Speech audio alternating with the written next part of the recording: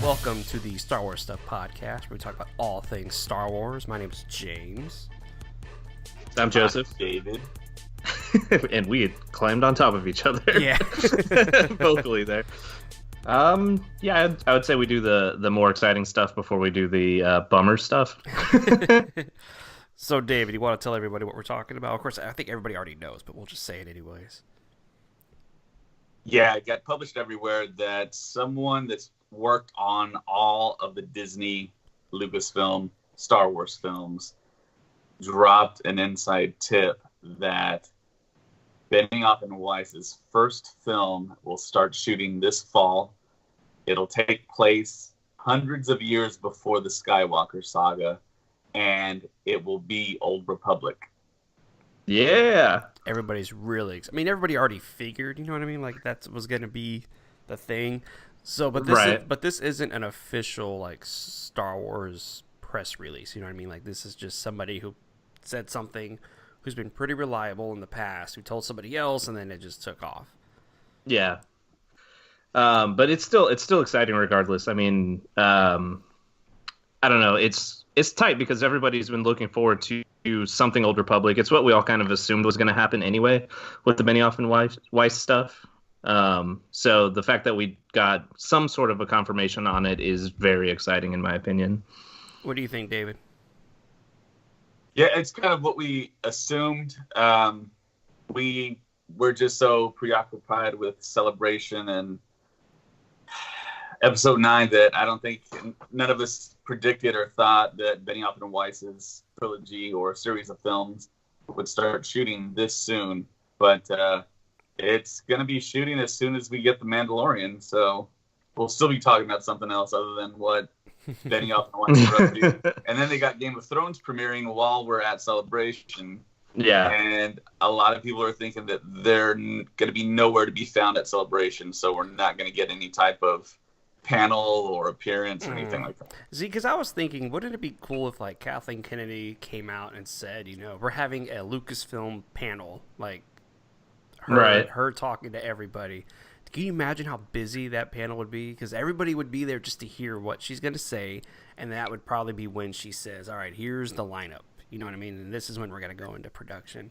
But I'm still, like, wondering if them filming this fall is too soon. You know what I mean? Like, that's really soon for them to be discussing something like this. Well, I don't think so, because we're not going to get a film anytime soon after Episode 9 concludes. So If they shoot now, they got about 2 years, right, until they release it. So they're looking at a 2021 release?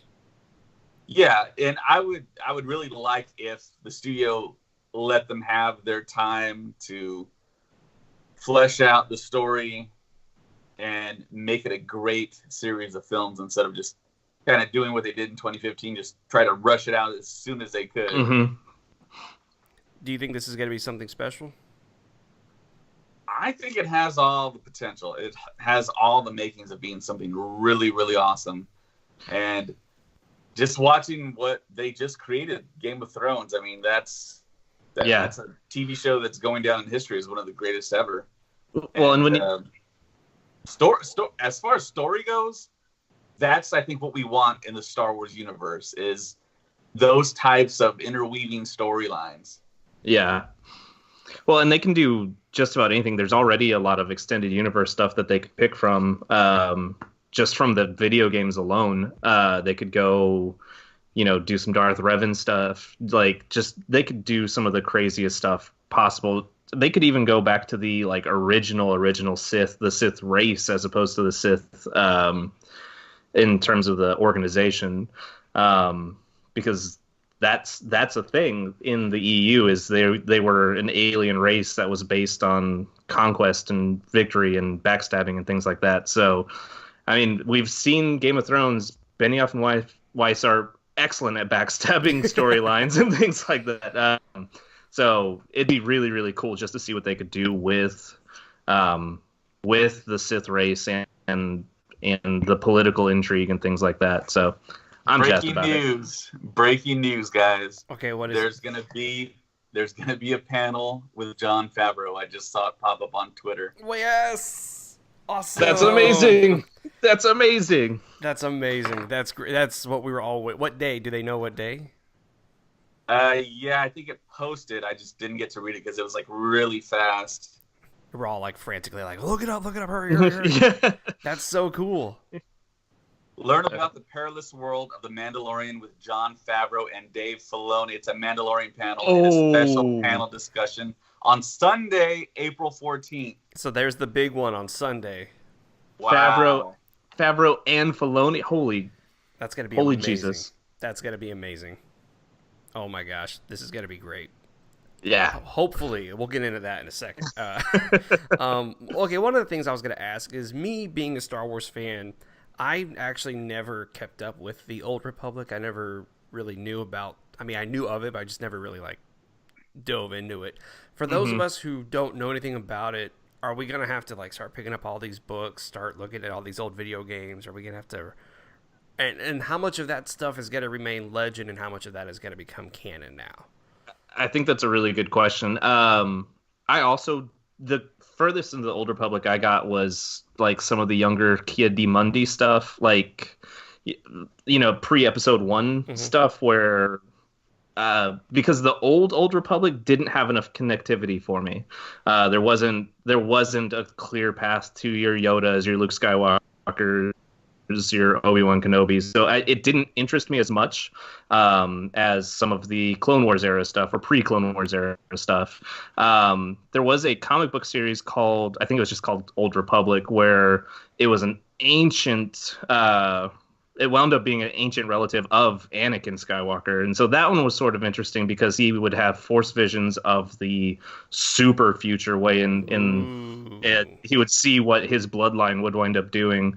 But again, a lot of the time, the Old Republic stuff, there just wasn't enough connectivity there. And I think I said it on the podcast last week, my parents like to not spend a lot of money, so I didn't have a PlayStation when I was growing up, so I never got to play the original KOTOR games and stuff. So, you know, Darth Revan is a cool-looking character. His backstory is really cool, but I don't know as much about it as I would like to. You know what I mean?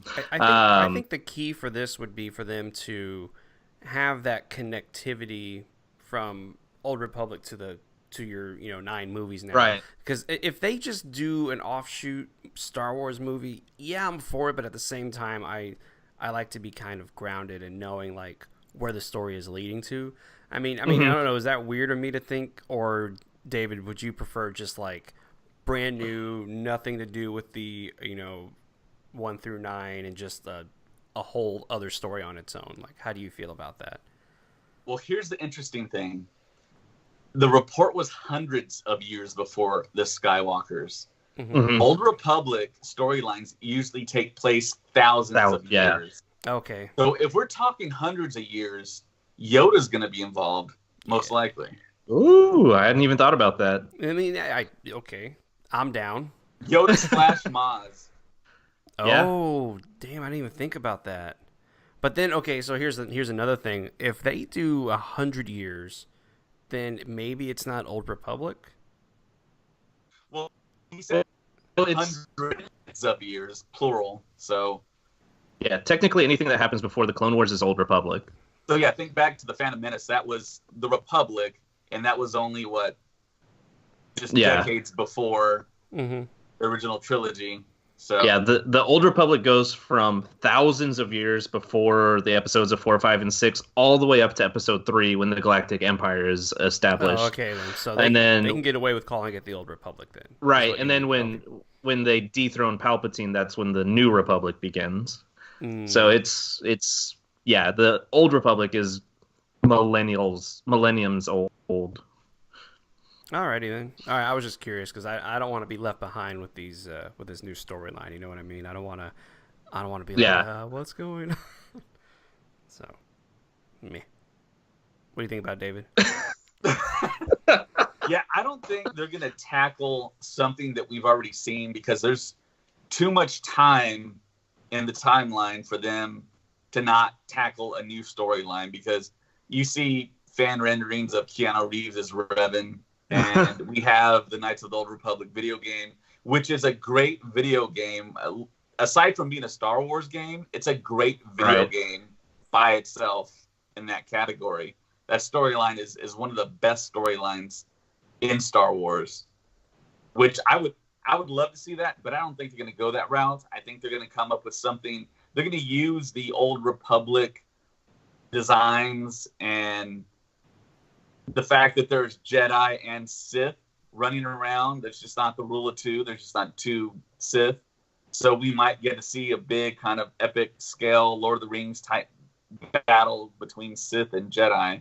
That'd be pretty awesome, actually.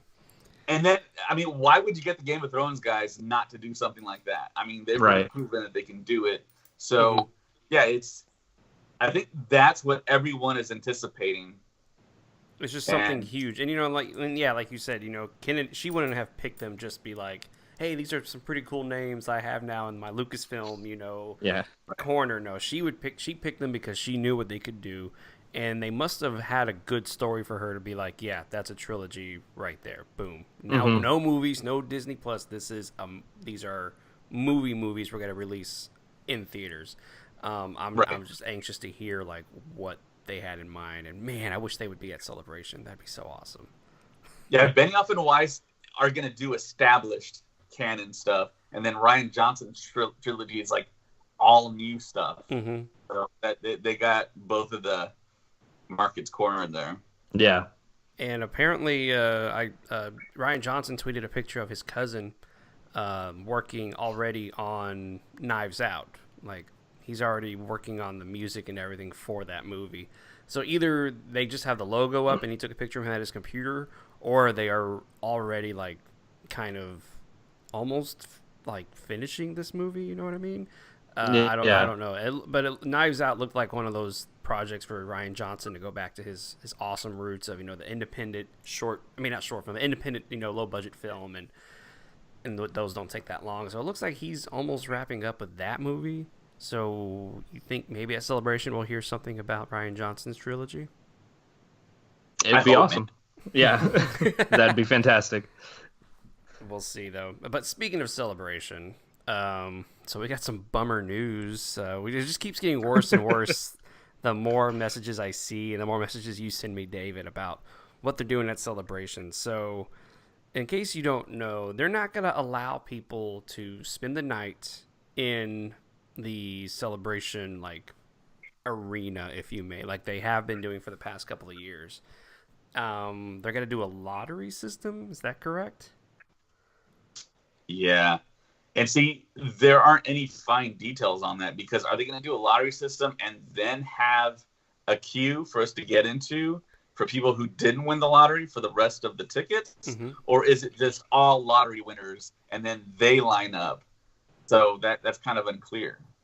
And I've heard they've done this. They did this at the New York Comic Con, and it worked smoothly, right? They didn't have any problems. And I've heard reports that the people at New York Comic Con that won, they got to take in 3 people with them. So it was almost like 4 people won the lottery. That's not bad. Okay. But that's not. So if one of us 4 wins, we're good. We're in. Unless James doesn't pick me. No, yeah, I'll pick some random person I meet there. No, but it just seems kind of crazy because the fun of going to Celebration, as weird as it sounds, was waiting in that line. Was kind of experiencing all these people in one area for one purpose, which was to just love Star Wars. And they're gonna kind of take that away from us with doing it this way. And I don't know if I like that or not. I mean, Joseph, this is your first time going. Yeah, I'm not gonna know it any different. So I was gonna see, like, how would you feel about how do you feel about them doing a lottery instead of just waiting in line? I mean, I think, I don't know. It's rough because I was prepared to wait in line. You know what I mean? I've been hearing you guys talk about it for a year now, basically. And I have it right here next to me. I bought one of those inflatable Hey, there you go. mattresses. Not mattresses. It's like a hammock kind of thing. I bought it for that purpose in particular because I was like, oh, I'm going to be waiting in line all night. I might as well get comfy. But yeah, I now that I don't have to wait in line all night, I'm like, well, I wasted $30 on this thing or whatever. But where we're staying, we might need those to sleep on. You know what I mean? Right. So it kind of all did work out. Yeah, it'll all balance out in the end. But yeah, just the experience and the buzz behind it, and getting to know your fellow Star Wars freaks, like we are, was something I was genuinely looking forward to. And the fact that I may not get into every panel that I want to get into is really disheartening and kind of heartbreaking at the end of the day. Very, very depressing to think about. Like, we're going to get there, and then they're going to be like, you're only going to be able to go into this panel. When, in fact, we were all prepared to sleep overnight, like every night, on the floor to go to the all of these panels, because they're all going to be amazing. I want to go to every single one of these things. Right. And now it's like we're not going to be able to go to. They're going to stream it, yes, but then it's like we might as well just stayed home if they're just gonna watching it on our phones or something. Well, and like the two things I was really looking forward to were panels and booths, and so I mean, I guess I'll have more time to go to booths, but yeah, more time to go to those booths, and then also we're getting that podcast meeting up on Saturday night. That's gonna be fun, but yeah, just I don't know, man. I'm kind of depressed. But it's also good because now you can go to those late night activities and not worry about missing the panel because you have like a 1 in, I don't know the odds, but you've got a 1 in whatever amount of people chance to get into that panel. You know what I mean? What were the odds again, David? I know you were like, I got the math here, and you told us. Orlando Celebration, there was about 70,000 attendees, and it's crazy. That room where they had the Last Jedi panel was a very small room. I don't think more than 1,000, if even that, were in that room. So you think about the Wintrust Arena at McCormick Place. They're going to slice it in half, put the stage in the middle. It's like a basketball arena. Yeah. And put a curtain and split it in half, and then we'll occupy one of the halves. And that's about 10,000 seats. So the attendance is about 30 to 35,000 for the celebration. So it's cut in half compared to Orlando, allegedly. That's I don't know for sure, but that's the report I've been hearing. So you figure, I mean, we have a pretty good chance. 10,000 seats, 30,000 people. You got like a 1 in 3 shot. Right. And we're 4 people, and if it's someone wins, they get to bring in 4 people, hopefully. We have a pretty good chance of being there. Yeah. I don't like it though, man. Yeah, it's kind of nerve-wracking. Are they gonna have? Because I remember. Never tell me the odds, guys. Never tell me the odds. Look at that. Because I remember at Florida, they had the Galaxy stage, and then they had the Celebration stage. And if I'm not mistaken, the Celebration stage was like the main stage, and then the Galaxy was the one where people were into, and they had the screens there so you can watch it, but not being in there. You know what I mean? Yeah. Yeah. Which I'm not gonna lie, that'd be really disappointing too. Yes, to be that close in the next room and not be in the actual room. Yeah. That's why I spend the night. Yeah, totally. But can you imagine those people who spent the night and they still had to go wait in the other room? You know what I mean? Well, I know people. I have friends on social media that say that they spent the night in line for the 40th. And got cut off right at the end where they said they could not enter. That's heartbreaking, man. I think from where I was more toward the front. Like where we were more toward the front of the line than the middle. So I don't know what I was freaking out about until like I saw I was like, oh, bro, I don't know what I was like. Man, we're not gonna get on the stage, but we got it. So hopefully this year we can go to all of these things. Like that's what I just want to go to all these things and see everything live and not have to rely on streaming it on my phone or watching a screen. That's just I don't know. Meh. I think if we don't get in, like, I will definitely make sure that I'm in a close proximity to the screen that's showing it. Just, Mm-hmm. it's literally the second best thing. You're still there with the fans. You're still getting the same information all those people in the room are getting. So you might as well. You know what I mean? Well, I know that whatchamacallit, the Star Wars show had their display there in the on the floor, Right. and they had the huge screen there that everybody was watching. So if people who couldn't get in, they all ran to the screen to watch it there underneath the huge TIE fighter, which was awesome. Full size TIE fighter in the lobby, man. It was That's beautiful. pretty sick. Yeah, But and speaking of the Star Wars show, it looks like they just released a new episode for some reason on a Thursday. I guess they wanted to wait for this Mandalorian panel announcement. did they say Yeah, it was supposed to come out yesterday. did they say the It title? came out yesterday? Just kidding. No, it was supposed to come out yesterday. I just saw that it came out right before we started recording, actually. Any big news drop besides the Mandalorian panel? That's the big news. They do mention the ILM X Lab panel, and that's about it. And As apparently, panels go. Mark Hamill was on Jimmy Kimmel, and they were Yes. talking about his beard, and he said they had to put a thicker beard on top of his for his other movie that he did, and that's all he said, something to that effect. For my other one that I did, which everyone is like, "Oh my gosh, Luke's gonna have his beard," you know what I mean? Like he's gonna have his whole beard there, and so that's exciting to think about because we all thought he was gonna be like a young Luke we were gonna see, but it looks like we're gonna have the old Luke. I don't know, but Mark Hamill, he's crazy. He could say the weirdest stuff, and He's tricksy. yeah, what a jerk, right? It's like he goes out of his way to give out misinformation sometimes. And what else we Perfectly got? cast as a trickster. Yeah, Yes. very true. So what do we? Anything else we should speak about today? The only other rumor that I heard was the one about Lucasfilm Games becoming a company, and Disney possibly pulling their Star Wars contracts from EA because of all the disappointments that they've had with them recently. But that's really funny because even Bob Iger was saying they were happy with the contracts they had. You know what I mean? Like in that one Right. shareholders call, he was saying he was kind of just saying we're gonna let them do it. We're not gonna worry about that. Right. Well, and like I said, it's just a rumor. I can't substantiate any of the sources from it yet, but the word is out there that Lucasfilm Games is going to be a thing again. How do you feel about that? Yeah, to me, it's extremely surprising. Were you telling me? Go for it, David. Yeah, it's you.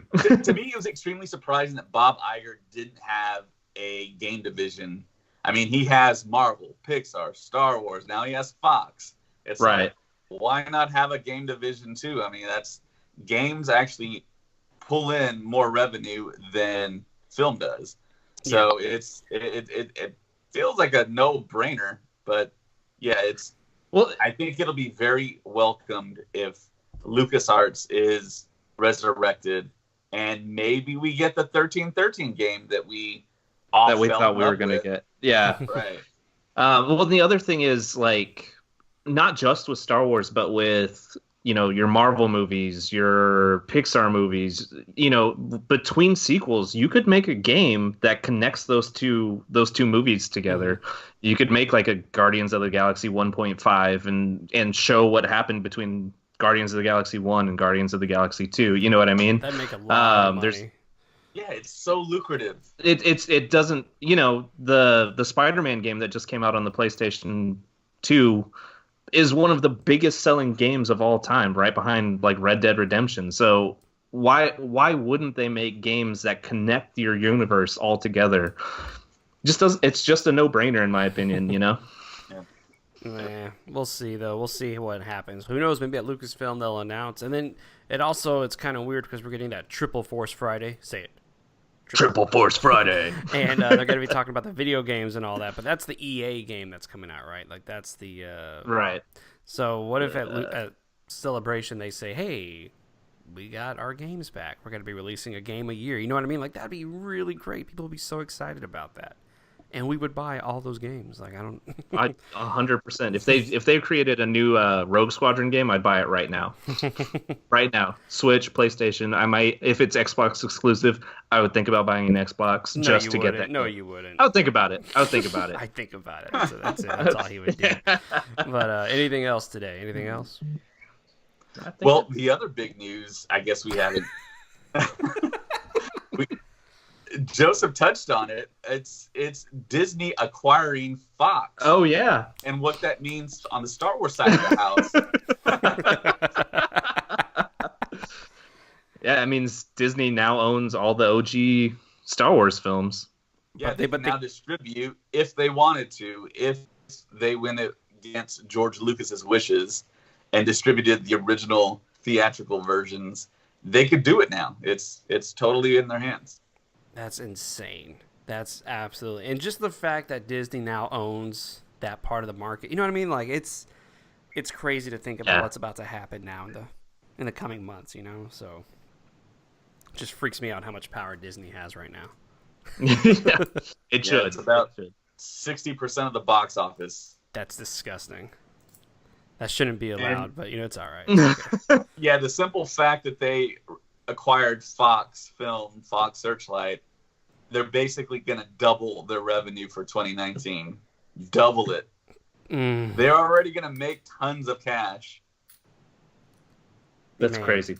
Man, that makes me... Did you read that article? They said the success of Captain Marvel is going to make Episode 9 better. Like, it's good news for Episode 9. I didn't read the whole article, but yeah, they're saying that because Captain Marvel was so successful, Episode 9 is going to be successful too. Awesome. Yeah. Well, it's great news for the shareholders for sure. Mm-hmm. Yeah. Speaking of shareholders, what was that thing they put out? D23 and shareholders get to watch Return of the Jedi exclusively? Yeah, that was super strange. I don't get that because all the celebrations in the past, they had screenings of films like The Phantom Menace 3D, and they just said, come on in, and you can watch it. Now it looks like you have to buy tickets for screenings. I don't like it. Which is kind of odd, but... I hope they don't do that. I hope they open up to everybody. I mean, I don't think we're going to go every night to watch these things, but but I think they should open it up for people to go and watch. I know I wanted to go watch The Force Awakens, but it was too late. I was already really tired. So yeah, and that's my key this time is to drink a lot of coffee and a lot of like Red Bull while I'm there. So that's right. I'm gonna invest in some Red Bull stock before we go because I know I'm about to drink a ridiculous amount of it. It's gonna be fun. Alrighty then. So is that it for the day, guys? You think? I think so. Yep. Yeah, I think it's pretty good. So tune in this coming Monday for our next episode. We'll talk about all things Star Wars again. And thank you for joining us this time. And may the Force be with you. Always. Pew, pew, pew.